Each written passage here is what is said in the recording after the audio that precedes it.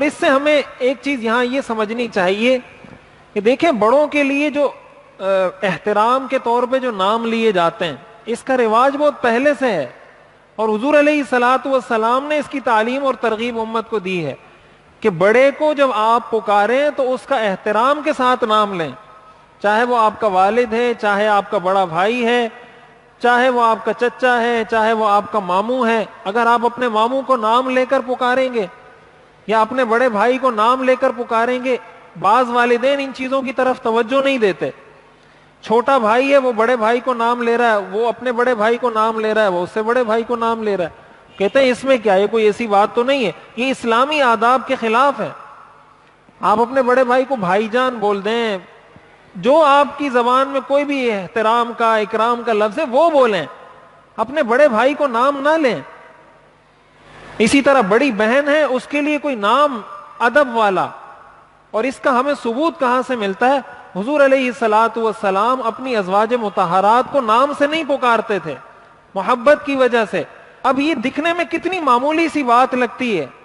کہ آپ نے بیوی کو یا نام پکارا یا اس کو کوئی اچھا لقب دے کر پکارا، دکھنے میں تو کتنی معمولی سی بات لگتی ہے، لیکن جب آپ کسی کو اچھے نام سے پکارتے ہیں اس کو ایک دلی خوشی ہوتی ہے، اس کو یہ محسوس ہوتا ہے کہ اس کی زندگی میں میری کوئی خاص اہمیت ہے، اور اس اہمیت کا اظہار یہ اس طرح کر رہا ہے کہ یہ مجھے نام سے نہیں پکار رہا، اس نے میرے لیے کوئی لقب بنایا ہے، اس لقب سے مجھے پکار رہا ہے۔ اس کو جب یہ محسوس ہوتا ہے کہ میں اس کے لیے اہم ہوں،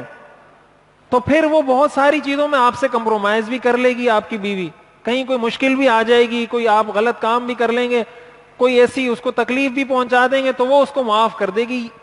تو عرض کرنے کا مقصد یہ ہے کہ بڑا بھائی ہو، بڑی بہن ہو، بیوی ہو، شوہر ہو، حتیٰ کہ چھوٹوں کے لیے بھی اچھے الفاظ کا انتخاب کرنا چاہیے، اس سے ان کا حوصلہ بڑھتا ہے۔ یہ حضور علیہ الصلوۃ والسلام کی سنت ہے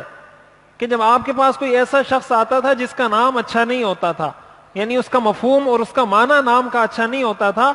آپ اس کو کسی اچھے نام سے پکارتے تھے، باوجود یہ کہ اس کا نام کچھ اور ہوتا تھا، آپ اس کو دوسرے نام سے پکارتے تھے، اس مقصد کے لیے کہ اس کو خوشی ہو کہ اس نے مجھے ایک اچھے معنی والے لفظ سے پکارا ہے۔ تو یہ والدین کی، آپ کے مثلا آپ کا بیٹا ہے، ایک کی عمر جو ہے نا مثلا 6 سال ہے، ایک بیٹا ہے اس کی عمر 9 سال ہے، تو آپ 6 سال والے کو بولیں کہ بیٹا اپنے بڑے بھائی کو نام نہیں لینا، اس کو نام نہیں پکارنا، اس کو بھائی جان بولنا۔ اور جو بھی کسی کی مثلا پنجابی میں کوئی الگ لفظ ہوگا، پشتوں میں الگ ہوگا، بلوچی میں الگ ہوگا، جو بھی نام ہے، یہ اپنے بچوں کو سکھائیں اور یہ چیزیں بھی سیکھیں، اور اپنے یہ والدین کو بھی یہ چیزیں سیکھنی چاہیے۔ آپ خود بھی اس پر عمل کریں تو آپ کے بچے دیکھا دیکھی خود عمل کریں گے، اور ان چیزوں سے نسلوں میں ادب منتقل ہوتا ہے۔ ان چیزوں سے، یہ دکھنے میں بڑی معمولی چیزیں ہیں لیکن یہ معمولی چیزیں نہیں ہیں۔ کہتے ہیں نا قطرہ قطرہ مل کے دریا بنتا ہے، یہ وہ چیزیں جس کو ہم اگنور کر دیتے ہیں، نظر انداز کر دیتے ہیں، اور ایک مسلمان کی زندگی سے جب یہ نکل جائے پھر اس کو سکون نہیں مل سکتا۔ حضور علیہ الصلوۃ والسلام کے بارے میں یہ بات سمجھنی چاہیے کہ ظاہر ہے جب ہم کسی اور بڑے کا نام نہیں لیتے، اسی وجہ سے ہم حضور علیہ الصلوۃ والسلام کا نام بھی بار بار نہیں لیتے۔ یہ جو ہم بار بار یہ نہیں کہتے نا حضرت محمد صلی اللہ علیہ وسلم نے ارشاد فرمایا، یہ اس لیے نہیں کہتے، ہم یہ کہتے ہیں حضور نے فرمایا، رسول اللہ صلی اللہ علیہ وسلم نے فرمایا۔ یہ جو نہیں کہا جاتا حضرت محمد صلی اللہ علیہ وسلم نے فرمایا، تو یہ اسی لیے نہیں کہا جاتا بار بار۔ ایک تو یہ کہ آپ کہیں، اب اس کا یہ مقصد نہیں کہ یہ ناجائز ہے، اس لیے کہ جب آپ نے حضرت شروع میں کہہ دیا، آخر میں صلی اللہ علیہ وسلم کہہ دیا، اور آپ نام بھی ادب سے لے رہے ہیں، تو یہ کوئی ناجائز، کوئی مکروہ کچھ بھی نہیں ہے۔ لیکن یہ جو بار بار ریپیٹ نہیں کیا جاتا نا، اس کی بنیادی وجہ یہ کہ اس کو ہم لوگ یہ سمجھتے ہیں کہ ہماری زبانیں اس قابل نہیں ہیں، ہم ابھی اتنے بڑے نہیں ہوئے کہ حضور کا نام بار بار اپنی زبان سے لیں،